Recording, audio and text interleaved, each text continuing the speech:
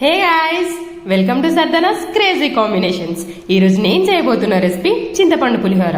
చింతపండు పులిహోర చేయడానికి ముందుగా ఒక గ్లాస్ రైస్ తీసుకొని శుభ్రంగా కడిగి పక్కన పెట్టుకోవాలి. ఇప్పుడు మనం స్టవ్ వెలిగించి ముందుగా కడిగి పెట్టుకున్న రైస్ ని ఉడికించుకోవాలి.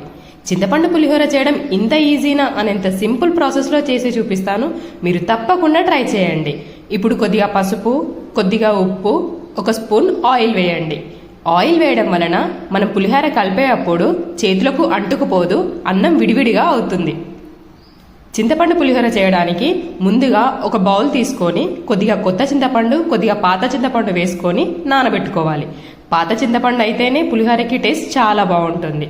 ఇప్పుడు పులిహోర చేయడానికి కావాల్సిన పదార్థాలు: చింతపండు గుజ్జు, ఎండుమిర్చి, పచ్చిమిర్చి, కరివేపాకు, పల్లీలు, మినప్పప్పు, శనగపప్పు, ఆవాలు, ఉప్పు, జీరా మేతి పౌడర్, మిరియాల పొడి, జీలకర్ర, పసుపు, బెల్లం, సన్నగా తరిగి పెట్టుకున్న అల్లం, చిటికెడు ఇంగువ. ఇప్పుడు స్టవ్ వెలిగించుకొని పాన్ పెట్టుకొని పాన్ హీట్ అయ్యాక 4 to 5 టేబుల్ స్పూన్స్ ఆయిల్ వేయాలి. ఆయిల్ వేడయ్యాక ఒక స్పూన్ ఆవాలు, ఒక స్పూన్ జీలకర్ర వేసుకోవాలి. ఇప్పుడు సన్నగా కట్ చేసి పెట్టుకున్న అల్లం ముక్కలు వేసుకొని ఎండుమిర్చి, పచ్చిమిర్చి వేసుకొని ఫ్రై చేయాలి.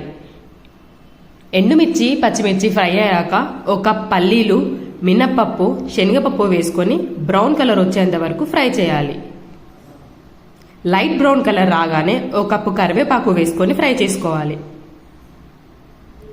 ఇప్పుడు కొద్దిగా పసుపు వేసుకొని మనం ముందుగా తీసి పెట్టుకున్న చింతపండు గుజ్జును వేసుకోవాలి.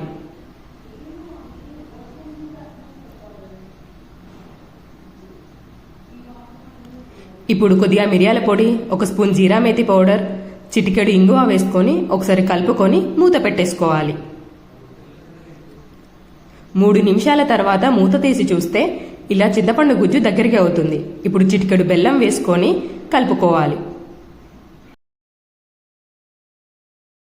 ఇప్పుడు మనం ముందుగా ఉడికించి పెట్టుకున్న అన్నంని కలుపుకోవడానికి వీలుగా ఉండే ఒక పెద్ద బౌల్లోకి వేసుకోవాలి. ఇప్పుడు మనం ప్రిపేర్ చేసి పెట్టిన చింతపండు గుజ్జును వేసి మంచిగా కలపాలి. సింపుల్ అండ్ టేస్టీ చింతపండు pulihora ready. Bye guys, thank you guys, lots of love.